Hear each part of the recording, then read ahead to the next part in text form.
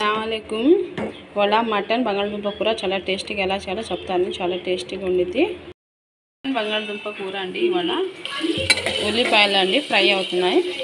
ఉల్లిపాయలు brown colour వచ్చండి. మసాలా అండి, అల్లం చిల్లి పేస్ట్.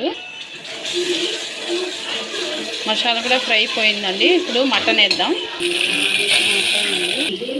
మటన్ అండి, సాల్ట్ అండి ఒక స్పూన్, పసుపు అండి, పసుపు వేసాము ఒక స్పూన్, బంగాళదుంప వేస్తామండి. ఇప్పుడు ఒకసారి బాగా మిక్స్ చేసేసామండి. అంతా ఆలు మెత్తగా అయిందండి. టమాటాలు వేస్తున్నాను. టేస్ట్ ఉండిద్ది, గ్రేవీ ఉండిద్ది టమాటాలు వేస్తే.